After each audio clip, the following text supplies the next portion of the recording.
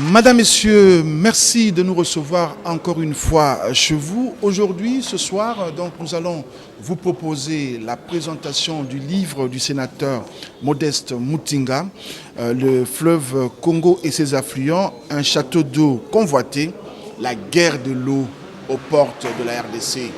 Les grandes idées, les grandes réflexions destinées à l'élite et ayant une influence réelle sur la population congolaise, c'est ici, sur Télé 7, à travers ces séries de conférences, débats que nous organisons pour l'éclairage de notre religion, de la religion de tout un peuple tourné vers son développement, déterminé à dompter la nature et déterminé également à protéger ce que Dieu a mis à sa disposition. Modeste Mutinga a donc réfléchi sur l'eau, d'autant plus qu'aujourd'hui, il se constate de plus en plus que nos richesses, au lieu de nous apporter le bonheur tant attendu, nous apportent plutôt des problèmes. Après les mines, cette fois-ci, le risque est grand que ce soit l'eau qui provoque la guerre en RDC. Sommes-nous prêts? C'est le moment d'y réfléchir et cette grande cérémonie aura lieu aujourd'hui dans les salons Lubumbashi du Grand Hôtel Kinshasa. Les Gotha intellectuels de la République démocratique du Congo, de Kinshasa donc, c'est donner rendez-vous ici au salon Lubumbashi du Grand Hôtel Kinshasa.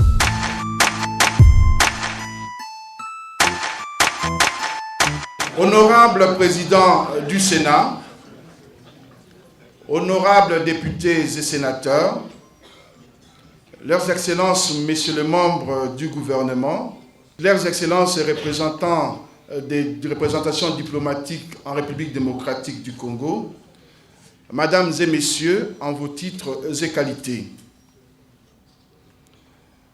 Hasard des calendriers ou volonté délibérée des coïncidences, le baptême du livre « La guerre de l'eau aux portes de la République démocratique du Congo » se tient la veille d'un important sommet sur les changements climatiques à New York, à l'initiative du secrétaire général de l'ONU, Ban Ki-moon.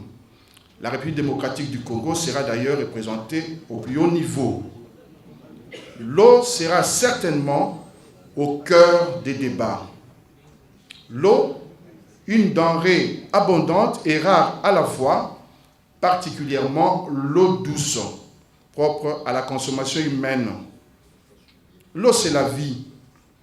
Un paradis qui en regorge environ 10% de la réserve planétaire a l'obligation de se préparer à toutes les éventualités. Après les mines, l'eau risque d'être le déclencheur de l'endeuillement et de la déstabilisation du pays. Modeste Mutinga lance donc une réflexion à travers son livre intitulé « Le fleuve Congo et ses affluents, un château d'eau convoité, la guerre de l'eau aux portes de la République démocratique du Congo ». Sans plus tarder, j'invite le professeur Florentin Mokonda Bonza, sénateur, de procéder à la présentation du livre « La guerre de l'eau aux portes de la République démocratique du Congo ». Monsieur le Président du Sénat, honorables, Excellences, Mesdames, Messieurs, d'une superficie de 2 345 000 km², la République démocratique du Congo est un immense territoire au cœur du continent africain qui partage plus ou moins 7200 km de frontières avec ses 9 voisins. À cheval sur l'équateur, la République démocratique du Congo est dotée d'un réseau hydrographique particulièrement généreux de 39 000 km linéaires comprenant les majestueux fleuves Congo, deuxième en longueur en Afrique, deuxième également en débit dans le monde. De nombreux affluents, dont les plus remarquables sont l'Ubangi au nord et le Kasaï au sud, une multitude de rivières imposantes et de grands lacs. La position géographique du Congo lui confère une place de premier choix dans la dotation en ressources en eau douce, dont les réserves quasiment pharaonique représente 60% au niveau africain et 25% au plan mondial.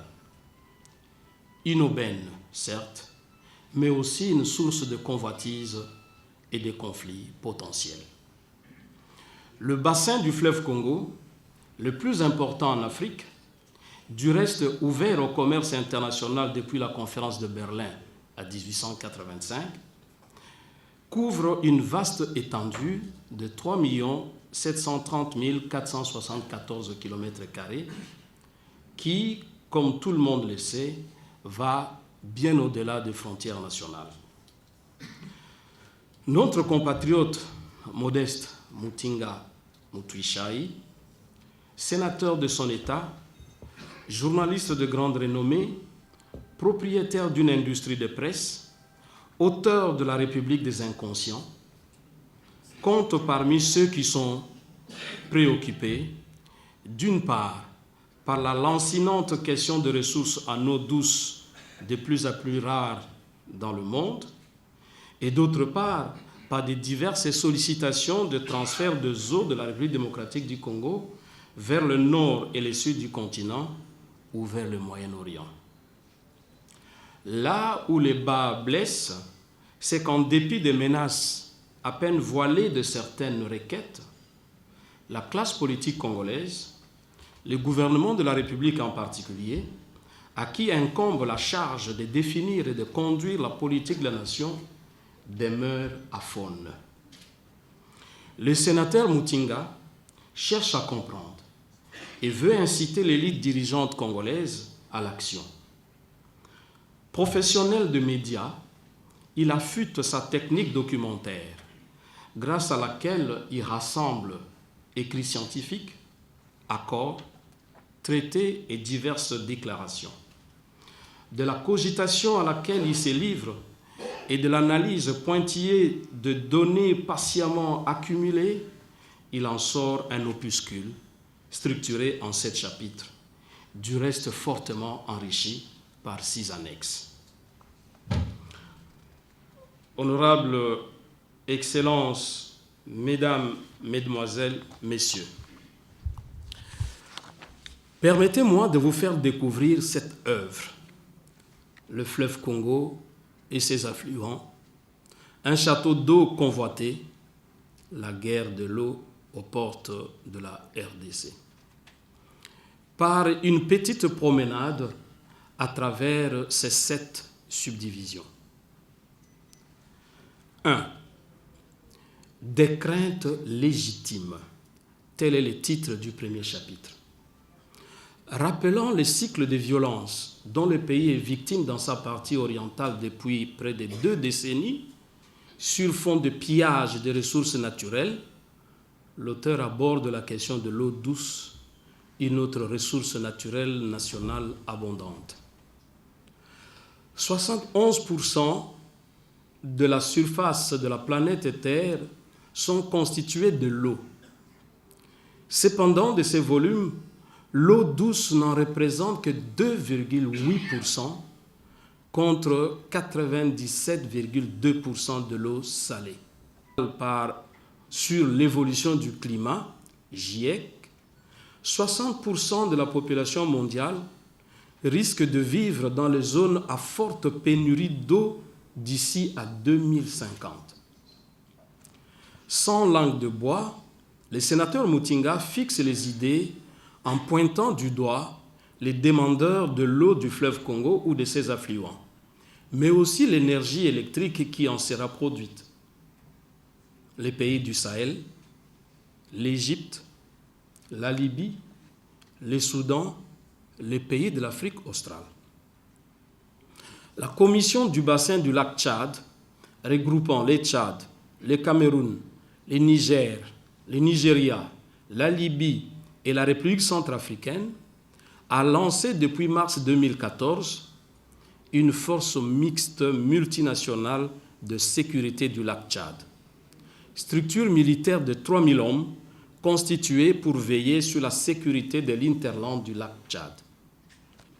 Déjà en avril 2012, 4 chefs d'État réunis en N'Djamena ont décidé d'entamer une étude de faisabilité portant sur le prélèvement des eaux de la rivière Ubangi, affluent du fleuve Congo, que notre pays partage avec la République centrafricaine et la République du Congo.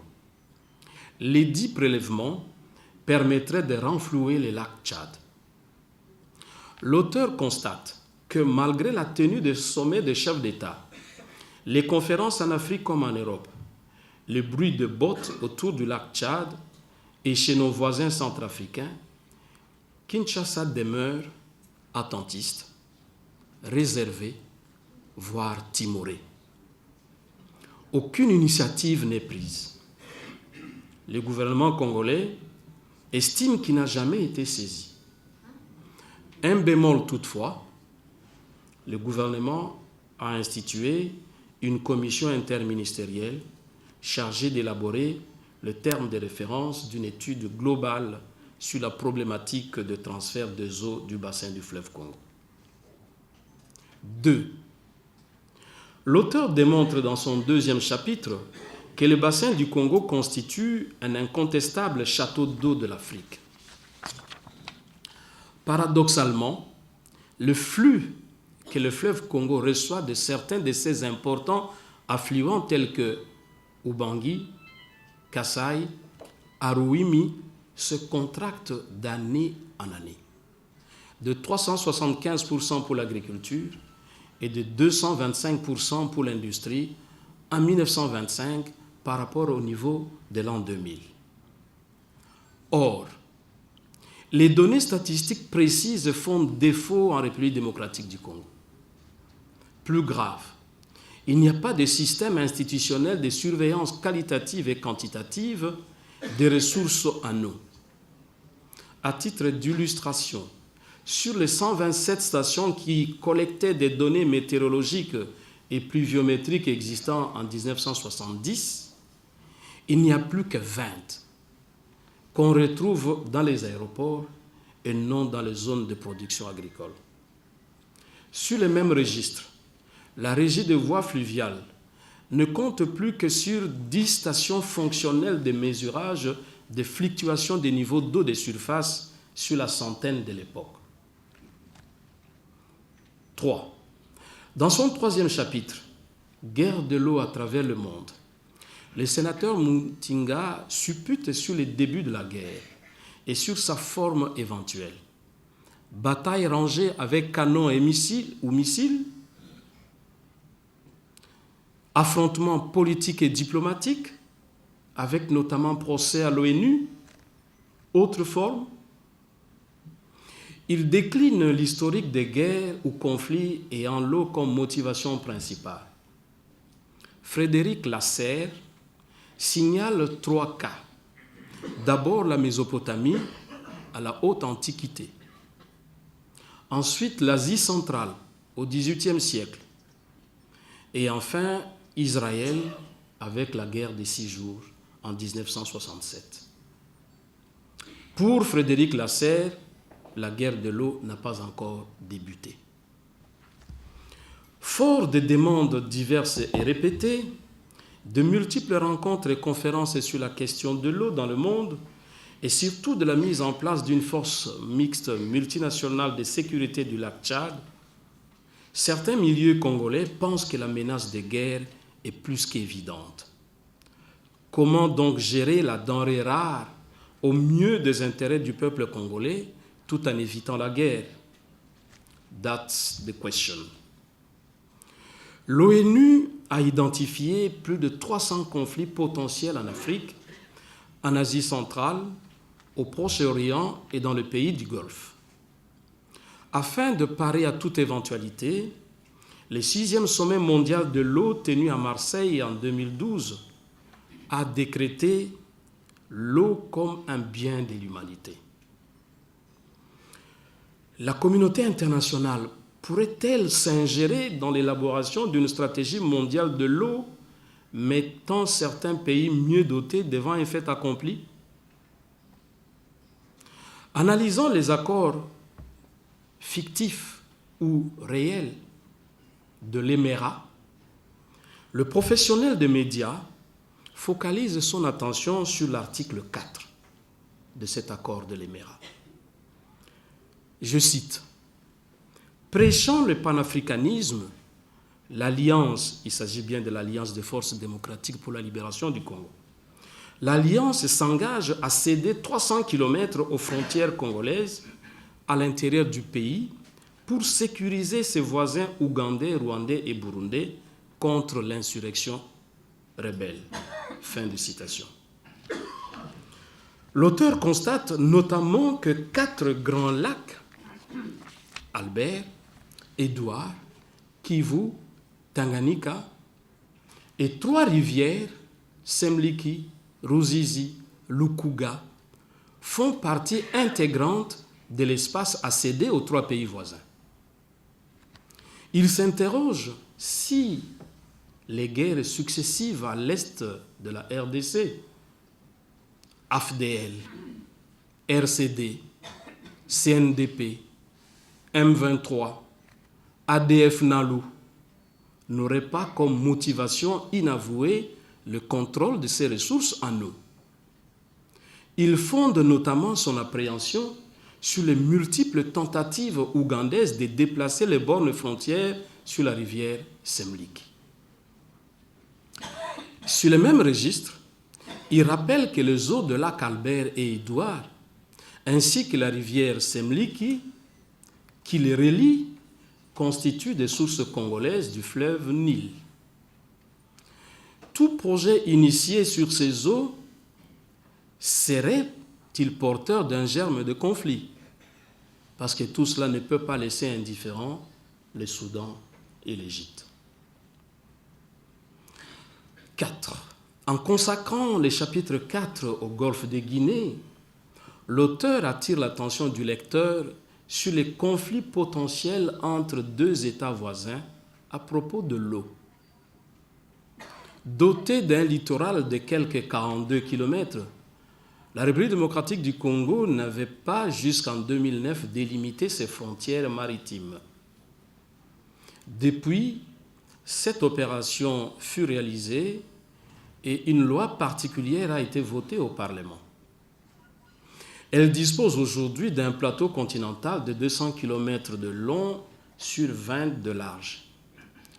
Or, le bloc 15, exploité par la République sœur d'Angola, se trouve bel et bien dans son espace maritime. Ces champs pétroliers offrent une production de 600 000 barils par jour, qui, normalement, reviennent à la République démocratique du Congo.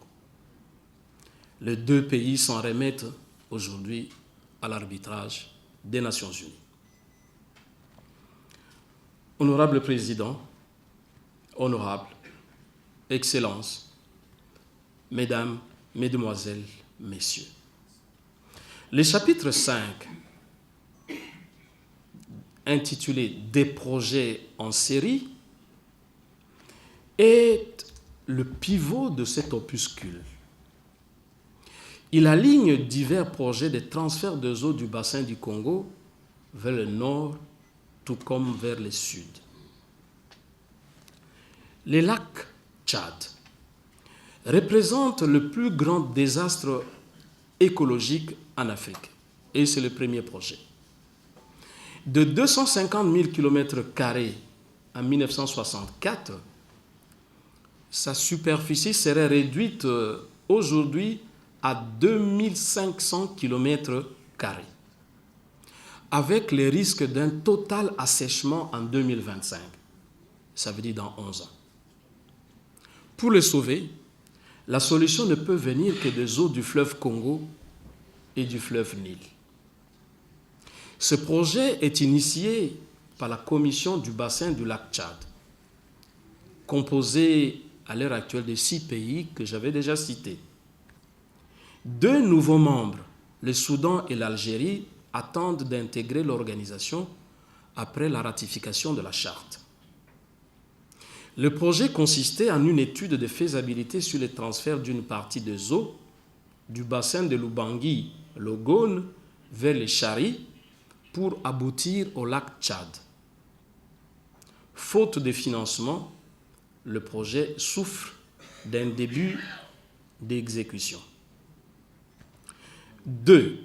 Le projet Transaqua, une idée pour le Sahel, conçu par Bonifica, bureau d'études italien, remonte au début de la décennie 90.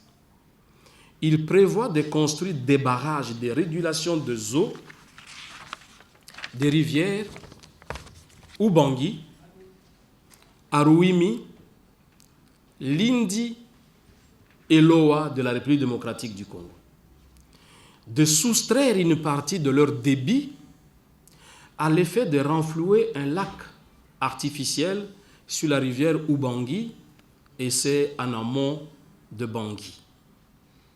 À partir de ce point, un canal amènerait ces eaux vers la ligne de partage des bassins du Congo et du Chari à une altitude de 600 mètres. Grâce au canal, les débits seraient acheminés dans les lits du Chari pour alimenter le lac Tchad et toute la région riveraine. Ce canal de 2400 km charrierait par an un volume de 100 milliards de mètres cubes d'eau, soit environ 3150 mètres cubes par seconde, en faveur de 6 ou 8 pays membres de la Commission du bassin du lac Tchad. Ce sujet fut abordé au cours du 14e sommet des chefs d'État et de gouvernement de la Commission tenu le 30 avril 2012 à N'Djamena. Le secrétariat exécutif de la Commission fut chargé de concevoir un programme quinquennal d'aménagement du lac Tchad et d'amélioration de l'hydraulicité du fleuve Chari. Il convient de noter que le coût estimatif combiné des travaux pour le transfert des eaux interbassins de l'Ubangui au lac Tchad est de l'ordre de 14,5 milliards de dollars américains.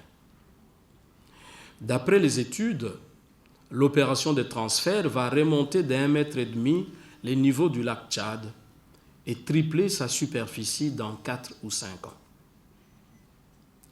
Si les lobbies écologistes conduits par World Wildlife Fund, WWF, est le principal pourfendeur de ces projets, on ne comprend pas toujours le silence, pour ne pas dire l'indifférence de la République démocratique du Congo. Pourtant, observateurs régulièrement invités. Les autorités congolaises sont conscientes du fait que le prélèvement des eaux de l'Ubangui risque d'allonger la période d'étiage et compromettre gravement la navigation. 3. La construction du barrage de la Renaissance en Éthiopie impactera inéluctablement sur le volume d'eau du lac Nasser qui alimente les barrages d'Assouan, lesquels fournissent l'électricité à tous les pays des pharaons. Le gouvernement égyptien, en initiant le projet du renflouement du lac Nasser, et c'est le 3e projet, viserait à obtenir de la RDC un transfert des eaux du bassin du Congo. Dans ces cas, le prélèvement aurait lieu aux environs de Mbandaka. Et le transfert se ferait jusqu'à Assouan par pipeline sur une distance de 2000 km. Le projet aqueduc Congo-Namibie, c'est le 4e, aurait probablement été conçu en 1998. Il concernerait une demande de transfert des eaux du fleuve Congo vers le fleuve Okavango, objet de discorde entre 2 pays voisins de l'Afrique australe, le Botswana et la Namibie. Cette opération serait la contrepartie de l'intervention namibienne en RDC lors du déclenchement de la Seconde Guerre en août 1998. Pour le président Sam Nujoma de la Namibie, le projet viserait à prélever les eaux du fleuve Congo via l'Angola vers les sources du fleuve Okavango sur une distance de 1000 km. les gouvernements allemands, chinois et japonais seraient disposés d'assurer le financement. Notre compatriote Nukaka, hydrogéologue au laboratoire d'aménagement hydraulique de la faculté des sciences agronomiques de l'université de Kinshasa, envisage 2 sites pour un éventuel prélèvement, c'est-à-dire dans le cadre du projet Akedik Congo-Namibie. Un lac, le premier site, c'est un lac situé en aval de la centrale hydroélectrique de Ntseke au Katanga. Et le deuxième site serait l'embouchure du fleuve Congo à Banana. Dans son 6e et avant-dernier chapitre, portant sur les conflits cycliques dans les Grands Lacs, le sénateur Mutinga affirme que la déclaration du président Anwar el-Sadat de 1979 à celle de Boutros Ghali en 1988, il y aurait un seul fil conducteur. Le Nil, source probable d'une guerre future. La croissance de la population, son doublement ou son triplement, qui devait entraîner une augmentation de la consommation d'eau à des fins ménagères, agricoles et industrielles, va nécessiter une plus grande offre. Or, la désertification qui s'accélère et le réchauffement de la planète qui se profile à l'horizon ne peuvent que limiter cette offre, notamment au niveau du Nil blanc qui contribue pour 14% au flot total du Nil. Le Nil bleu, imposant par sa contribution de 86%, souffre lui aussi d'un débit irrégulier à cause des fluctuations saisonnières. Toute gestion irrationnelle de l'eau est donc susceptible d'entraîner des conflits dans les chefs de pays riverains. Alors que ces pays riverains avaient créé en 1999 une organisation commune, l'initiative du bassin du Nil, chargée de promouvoir le développement et la coopération nécessaires à la protection de l'écologie du Nil et d'assurer à tous un partage équitable, 5 membres, à savoir l'Éthiopie, le Kenya, l'Ouganda, le Rwanda et le Burundi, ont signé en 2010 un traité qui remet totalement en cause le traité colonial de 1929, amendé en 1959 par l'Égypte et le Soudan. Si, à la faveur du traité amendé en 1959, l'Égypte et le Soudan s'étaient accaparés de 90% du capital hydraulique du Nil, octroyant même un droit de veto au premier, c'est-à-dire à l'Égypte, le nouveau traité de 2010 abolit purement et simplement le droit de veto égyptien et ne détermine aucun quota. Voilà un casus belli. Tout accord conclu par les autorités coloniales au nom du Congo, ex-belge, est censé engager aussi la République démocratique du Congo. Qu'adviendra-t-il si, en toute souveraineté, le gouvernement décidait d'ériger des centrales hydroélectriques sur l'un des cours d'eau qui alimentent le Nil blanc? Ce n'est pas tout. La République démocratique du Congo, membre fondateur de l'initiative du bassin du Nil, tarde encore à signer l'accord cadre. Le sénateur Mutinga pense que sa signature lui conférerait la légitimité nécessaire pour prendre une part active aux discussions avec les autres États voisins en vue de traiter notamment de la question de l'accès équitable à l'eau et de la délimitation des frontières litigieuses au niveau de lac Albert et Édouard ainsi que des rivières Semliki et Ruzizi. Dans les débats inconciliables en matière du 7e et dernier chapitre, l'auteur expose les positions des différents protagonistes. Les défenseurs du projet de transfert des eaux de l'Ubangui au lac Tchad mettent en évidence les avantages escomptés, à savoir l'intégration économique, la coopération et la sécurité régionale, la lutte contre la pauvreté, la création des emplois et la réduction du phénomène migratoire, notamment vers l'Europe. Dans les pays riverains de l'Ubangui, les sénateurs Mutinga rassemblaient divers points de vue sur la problématique du transfert des eaux de l'Ubangui ou du fleuve Congo. La République démocratique du Congo.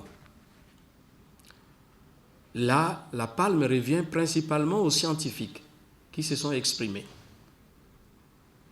Kasongo Numbi Kache Mukunda, chercheur en environnement et en hydrogéologie, estime que le transfert de l'eau interbassin, facteur de paix, doit être encouragé, car le fleuve Congo déverse 42 000 mètres cubes d'eau douce riche en limons fertilisants par seconde en moyenne dans l'océan Atlantique, dont la vente dégagerait des ressources financières au bénéfice du trésor public. Nukaka, hydrogéologue déjà cité, plaide lui aussi pour le transfert en prenant soin d'évaluer les retombées financières significatives de chaque projet. C'est à l'annexe 4 de l'ouvrage. Il insiste néanmoins sur les études d'impact environnementaux et sociétaux. Musibono, hydrogéologue, lui aussi à l'université de Kinshasa, soutient que la République démocratique du Congo peut exporter de l'eau si certains préalables sont réunis. Évaluer les besoins en eau pour les 100 ans à venir. Étudier tous les impacts. Analyser les fluctuations de débit par rapport à Inga. Analyser les risques d'intrusion de eaux marines dans le fleuve. Étudier l'impact, notamment sur la navigation et l'irrigation. Le gouvernement, par le ministère de l'Environnement, est conscient du phénomène inquiétant d'étiage sur la rivière Ubangui, qui a réduit sensiblement la durée de navigation. 200 jours par an d'arrêt de navigation aujourd'hui, contre 40 en moyenne au cours de la décennie 70. La Régie des voies fluviales attribue la cause à la faible pluviométrie et craint donc que les transferts des eaux du fleuve Congo n'impactent négativement les écosystèmes forestiers.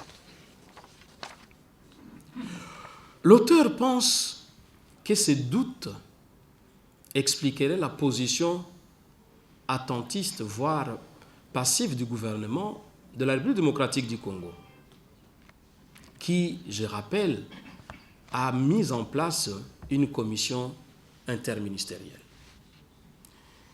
Cette commission, je le rappelle, devrait définir les termes de référence de l'étude sur la problématique du transfert des eaux du bassin du Congo afin d'en déterminer les avantages et les inconvénients. En République centrafricaine, Clément Bout-Mbamba, ancien conseiller en communication du président Kolingba, dans une lettre ouverte adressée aux populations riveraines de l'Ubangui, donc RDC, Congo-Brazza et République centrafricaine, exige quant à lui un référendum régional au terme de l'étude de faisabilité commanditée par la commission du bassin du lac Tchad. Donc pour lui, même si l'étude de faisabilité est terminée, il faut consulter le peuple de ces trois pays. Le secrétaire exécutif de la Commission des forêts d'Afrique centrale, COMIFAC, qui regroupe les 10 pays de l'Afrique centrale, soutient également la thèse d'une consultation populaire. La décision souveraine des pays riverains de l'Ubangi de procéder au transfert doit être conditionnée à de conclusions probantes des études techniques rassurantes sur l'avenir des populations concernées. Honorable Président, Honorables, Excellences, Mesdames, Mesdemoiselles, Messieurs. En conclusion, le sénateur Mutinga croit mordicus que la réserve apparente du gouvernement de la RDC, victime elle aussi du réchauffement de la planète, s'expliquerait par le fait que la destruction des écosystèmes forestiers du bassin du Congo aurait des répercussions évidentes et fâcheuses sur toute la planète Terre. En outre, si la RDC doit se montrer solidaire à l'égard des populations riveraines du lac Tchad et ou de l'Égypte, pourquoi n'aurait-elle pas les mêmes dispositions d'esprit vis-à-vis de celles de l'Afrique australe? Ne plus attendre de nouvelles études. Telle est la sentence prononcée par Romano Prodi, ancien président du Conseil italien et envoyé spécial de l'ONU pour le Sahel en 2012-2013. La sentence apparue dans Le Monde diplomatique de juillet 2014. Donc, ne plus attendre de nouvelles études. La cause est entendue. La commission du bassin du lac Tchad n'a plus à s'encombrer de nouvelles études. Il suffit de passer à l'acte suivant, celui de la construction des infrastructures en vue du prélèvement des eaux de l'Ubangi. Que deviennent alors la République démocratique du Congo et le peuple congolais? Allons-nous adhérer à cette thèse? Pourtant, pour le gouvernement et pour les scientifiques congolais, les études d'impact environnementaux et sociétaux doivent subordonner toute décision politique. D'ailleurs, l'opinion nationale et internationale doit savoir qu'une proposition de loi relative à la gestion de ressources en eau, actuellement en cours d'examen au Parlement, dispose en son article 45 ce qui suit. Je cite: « Le transfert d'eau douce en dehors du territoire national vers les territoires d'un autre État ou par voie maritime est soumis à l'accord préalable du peuple congolais consulté par voie de référendum conformément à la Constitution. » Fin de citation. Honorable Président, Honorables, Excellences, Mesdames, Mesdemoiselles, Messieurs, voilà la quintessence de l'œuvre que le sénateur Modeste Mutinga Mutui propose à l'opinion nationale et internationale. Cette œuvre, qui se veut perfectible, a pourtant le mérite de lancer les débats sur une question aussi vitale que stratégique. Le peuple congolais ne peut prendre une décision aussi grave sans s'entourer de précautions élémentaires. Si à travers ses représentants et la société civile, le peuple congolais doit redoubler de vigilance, le gouvernement doit redoubler, doit se montrer engagé et déterminé à assurer aux citoyens congolais les droits sociaux et économiques leur garantis par la Constitution, parmi lesquels on peut aligner le droit d'accès à l'eau potable, à l'énergie électrique, à la santé, à la sécurité alimentaire, à la paix, à la sécurité intérieure et extérieure, à un environnement sain et propice à leur épanouissement intégral. Sans eau, il n'y a pas de vie. Aussi, la question de l'eau en République démocratique du Congo, au regard des recommandations des scientifiques, doit être examinée et traitée avec célérité, circonspection, rationalité, patriotisme, responsabilité et en parfaite harmonie avec les lois en vigueur dans le pays, mais aussi les exigences de la solidarité internationale. Je vous remercie pour votre aimable attention.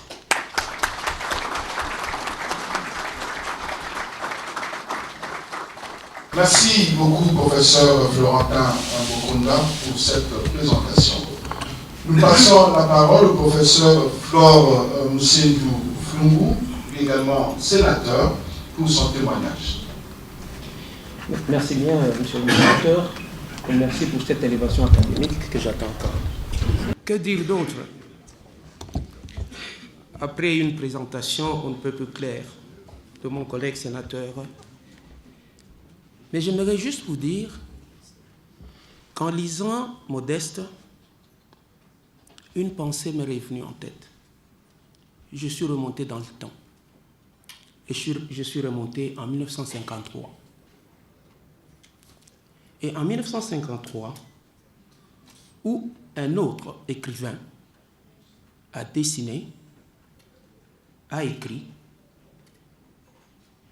un livre que nous avons tous lu sur moi.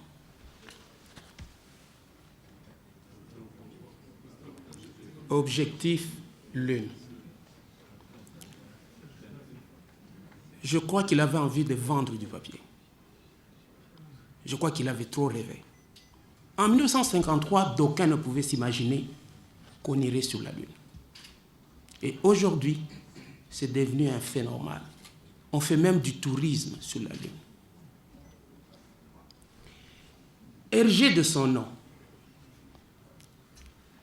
quand il a rêvé, pensait-il qu'il serait un prophète de bonheur? Peut-être pas, peut-être oui. Mutinga a dessiné.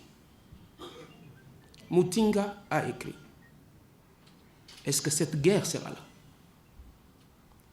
Sera-t-il un prophète de malheur?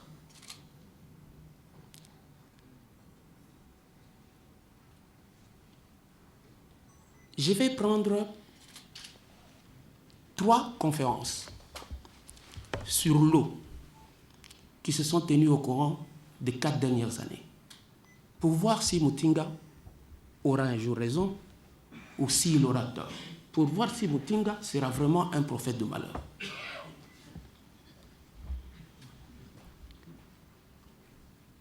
Le réseau des parlementaires de la Comifac se retrouve en session à Bata, en Guinée équatoriale.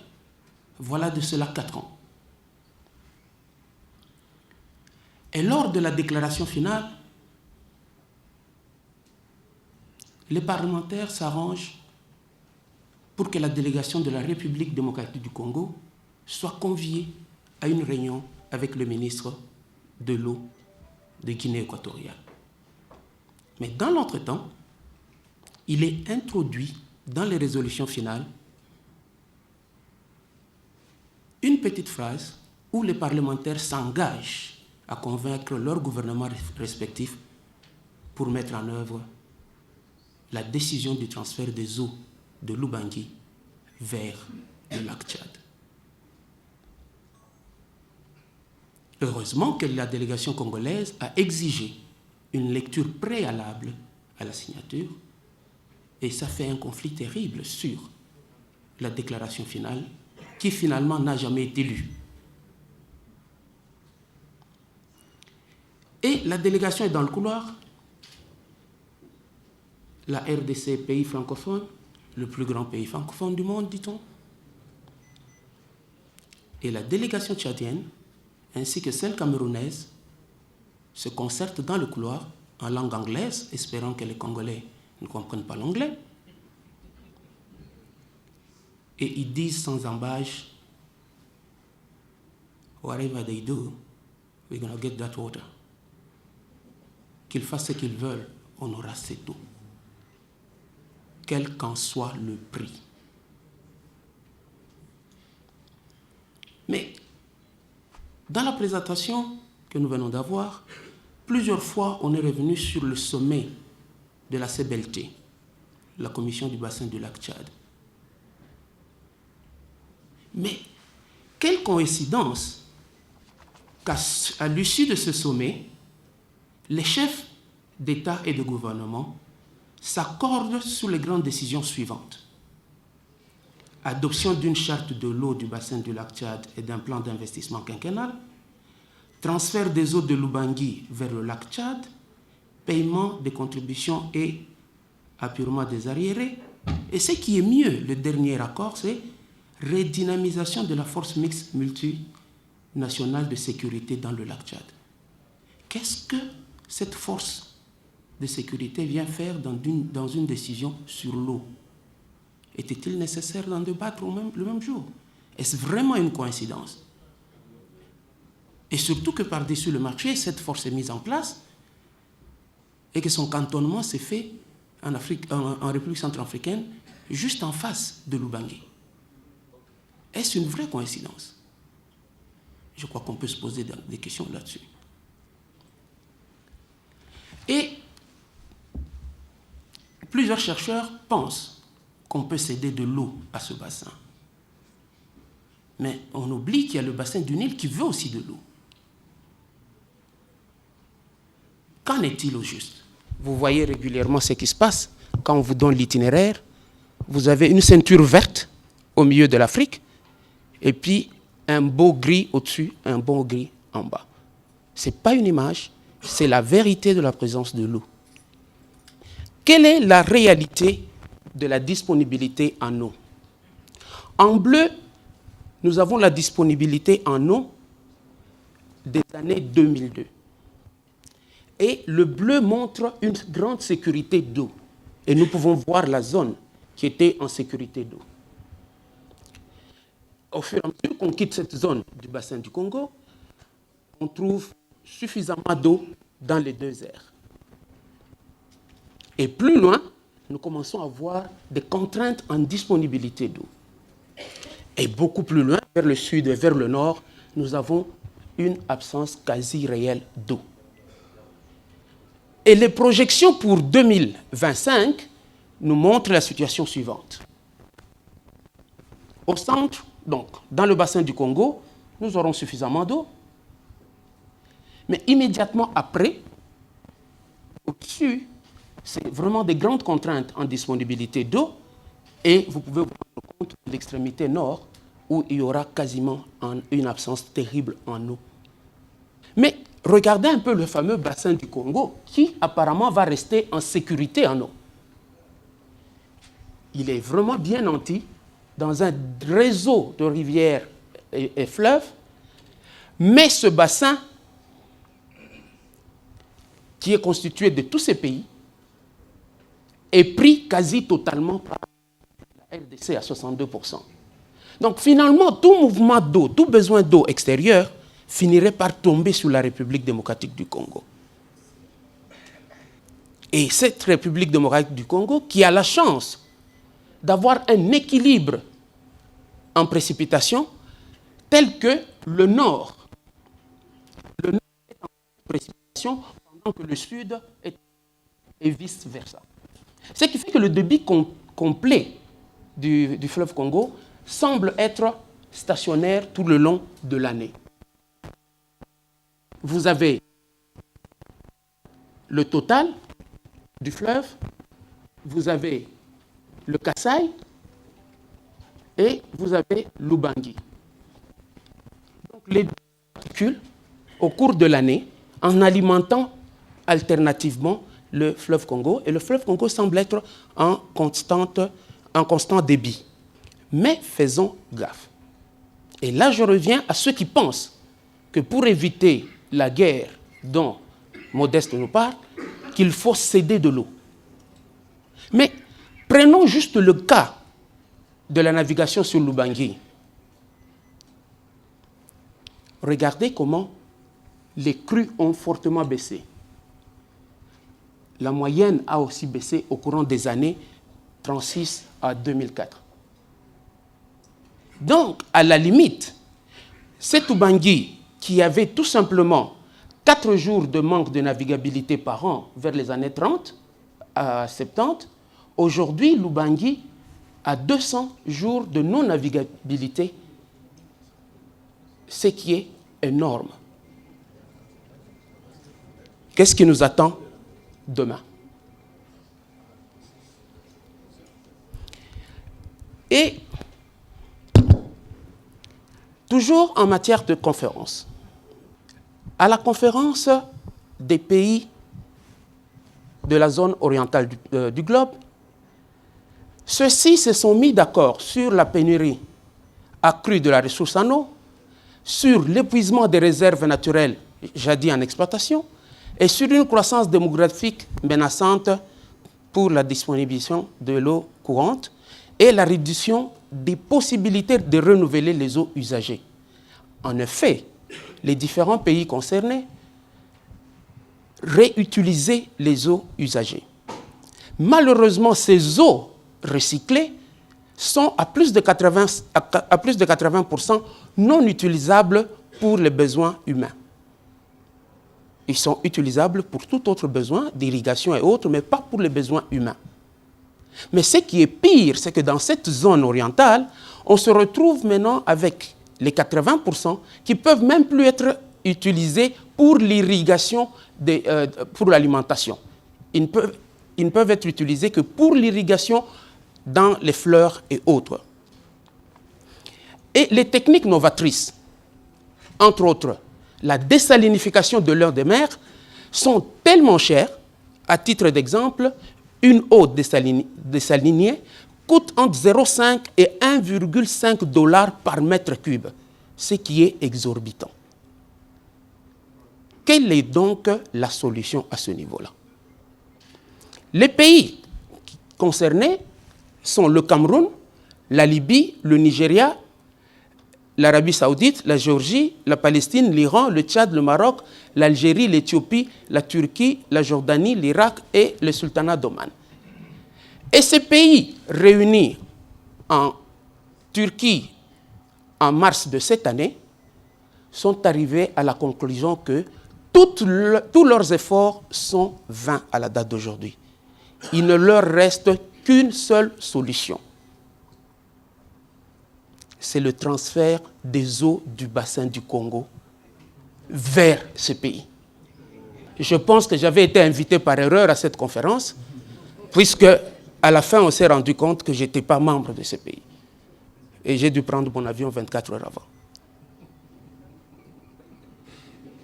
Mais imaginez-vous que ces pays transféraient l'eau du bassin du fleuve Congo au travers de la mer Méditerranée.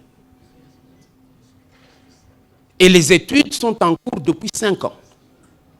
Des financements importants sont donnés aux étudiants et aux professeurs pour finaliser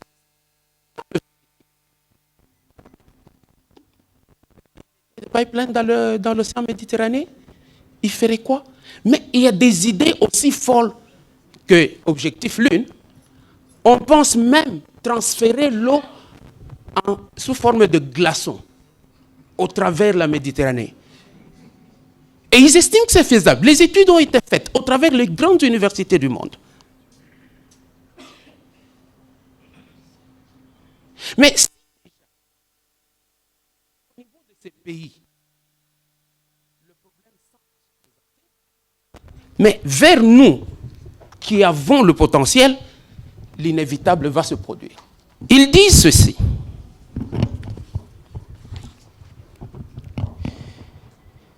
Pour ce qui est du côté bassin du Nil, cette initiative renferme une bonne opportunité de renforcer la coopération dans la région.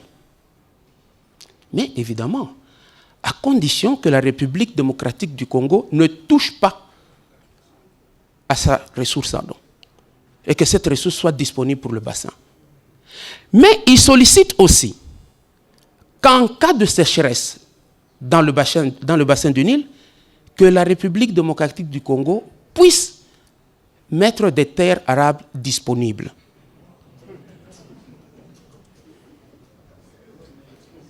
Est-ce que on peut remettre Mutinga dans le camp de Hergé, ou dans le camp de celui qui est arrivé sans espoir d'avoir des résultats? Rien qu'à voir les pays qui sont en face de nous, je crois qu'il n'y a pas de ça. Si ça devait éclater, je crois que ça ne va pas traîner.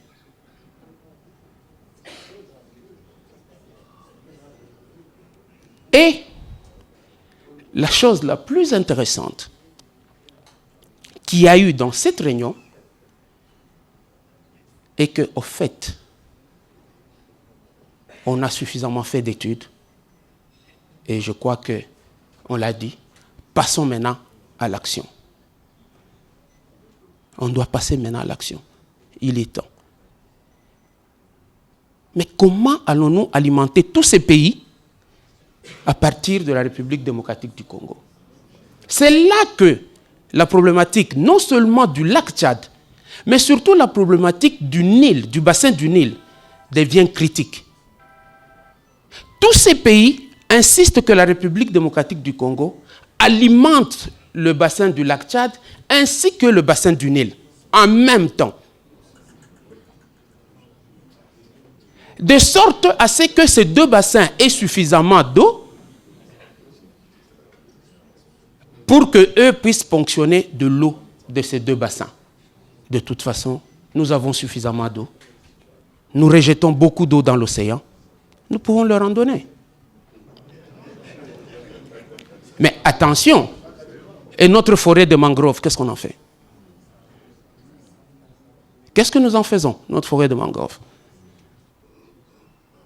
Là d'où viennent la plus grande quantité de tortues marines de cette planète.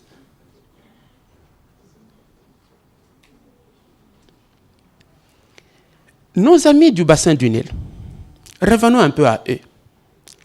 Lors de la réunion de Kigali d'il y a 2 ans, au mois d'avril, ils insistent sur le fait qu'on doit revenir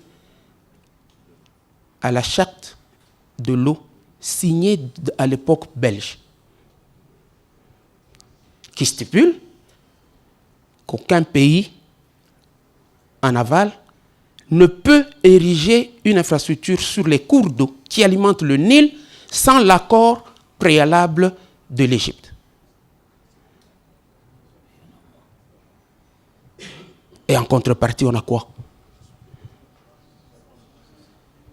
Vous ne pensez pas qu'un jour, la République démocratique du Congo va quitter sa somnolence et ce jour-là,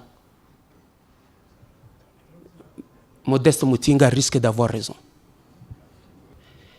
En définitive de toutes ces conférences, l'Égypte déclare l'alternative à tous nos efforts est le transfert des eaux du bassin du Congo vers le Moyen-Orient via le lac Tchad et le bassin du Nil. Et ça, c'est une déclaration solennelle en pleine conférence internationale faite par le ministre égyptien de l'eau. En Turquie.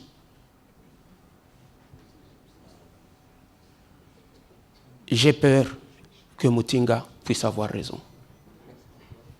Mais cette guerre, allons-y, cette guerre, elle peut avoir plusieurs formes.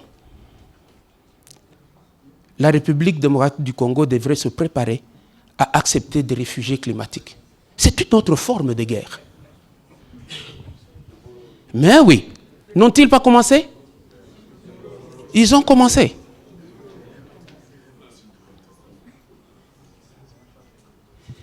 Cette guerre sera-t-elle seulement contre les autres pays? Est-ce les autres pays seulement qui vont nous attaquer? Non. Elle peut être interne au pays. Elle peut venir sous forme d'une guerre civile. Pour favoriser peut-être justement l'accès à l'eau. Mais elle peut être aussi une guerre civile interne suite à la contestation des options prises. Il y a déjà une première contestation à l'intérieur du pays. L'université de Kinshasa a fait une étude et a déclaré qu'on pouvait transférer les eaux de la République du Congo vers le lac Tchad, non, vers le bassin du Nil, sorry. Mais que ces eaux, il fallait les prendre à 52 km de Kolwezi, dans le lac de retenue du barrage de Nseke. Il m'a dit immédiatement, l'université de Kolwezi a réagi, pas question. Allez voir à Kinshasa, il y a de l'eau.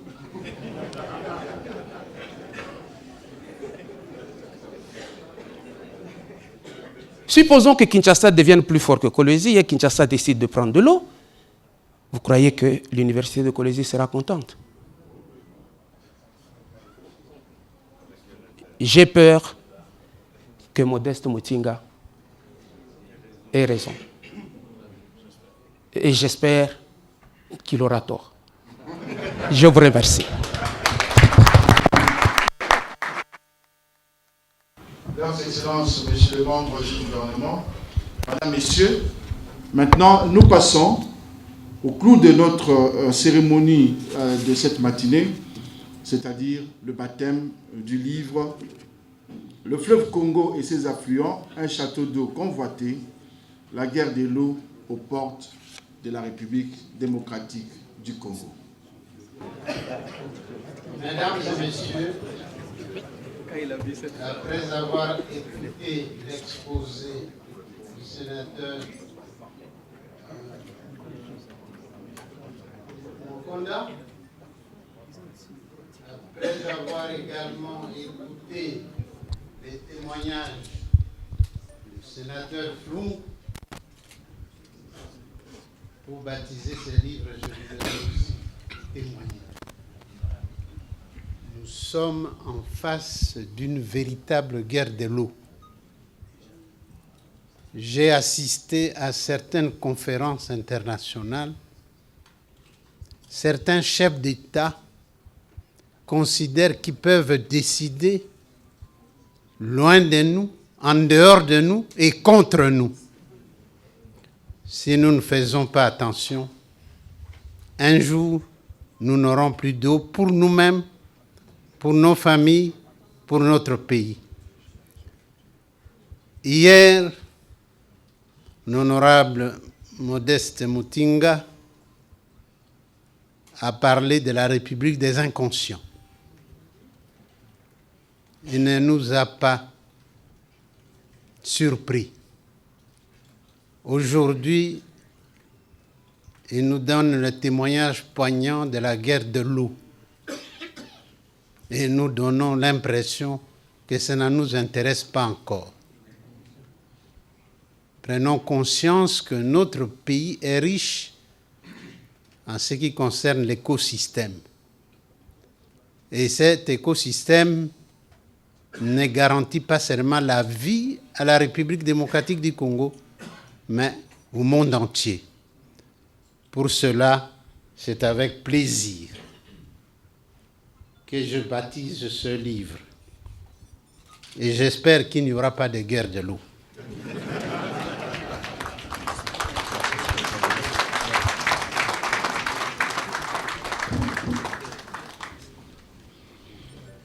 Merci. Et comme on peut le constater, le baptême se fait effectivement à l'eau.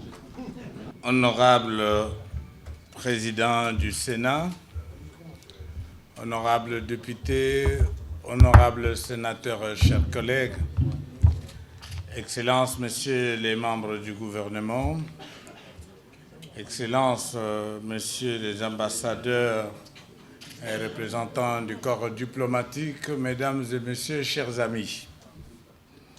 Le premier sentiment qui m'habite en ce moment est celui de vous remercier tous et chacun pour cette marque de sympathie que vous m'avez témoignée par votre assistance nombreuse à cette séance de baptême. Ma pensée va particulièrement à l'honorable président du Sénat pour l'honneur qu'il a daigné me faire en acceptant une fois de plus de parrainer la cérémonie de ce jour. J'interprète sa présence en ce lieu comme un encouragement qu'il me gratifie en vue de poursuivre cet exercice difficile d'essayiste. Je lui en sais profondément gré. Comment ne pas remercier le professeur Florentin Mokonda qui a généreusement accepté de présenter ce modeste ouvrage avec des mots qui me sont allés droit au cœur. Dans cet élan de gratitude, j'associe également le sénateur Flore Moussendou pour son brillant témoignage d'expert en matière d'environnement. Honorable Président, Excellences, Mesdames et Messieurs, la gestion de l'eau douce de nos fleuves, rivières et lacs me préoccupe depuis ma dernière publication. La menace venant des pays voisins qui convoitent cette ressource nationale m'a poussé à sonner l'alerte pour que personne n'ignore. Mon humble ambition est de mettre décideurs l'intelligentsia nationale devant leurs responsabilités respectives.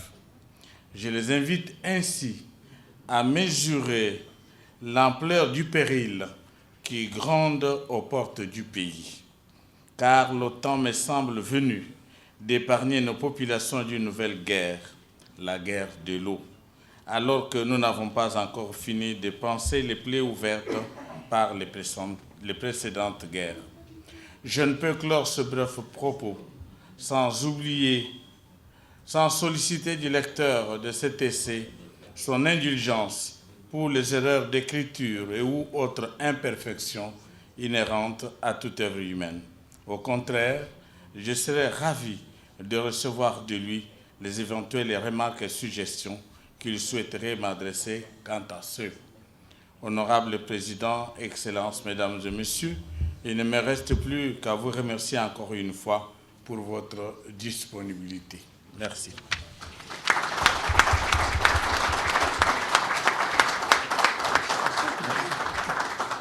C'en est donc fini pour cette matinée à l'occasion de la présentation, du baptême plutôt, je voulais dire, du livre Le fleuve Congo et ses affluents, un château d'eau convoité, la guerre de l'eau aux portes de la République démocratique du Congo. Ce livre que je vous recommande absolument, que vous pouvez acheter dans les locaux du quotidien Le Potentiel à 25 $ l'exemplaire. Un livre à lire absolument. Le débat est lancé, c'est un débat destiné à l'élite, un débat destiné à l'élite, une élite qui va se mettre à expliquer à la population les tenants et les aboutissants d'un éventuel transfert des eaux des fleuves du bassin du Congo vers le bassin du lac Tchad ou encore les bassins du fleuve Nil. Intéressant réflexion donc à opérer par les élites de la RDC ainsi que leur population. Des joutes sont également attendues avec les autres pays concernés par les eaux du bassin du Congo. L'eau c'est la vie, la guerre de l'eau, si elle aura lieu, elle sera certainement impitoyable. Il faut déjà se préparer. Merci de nous avoir suivis et à la prochaine.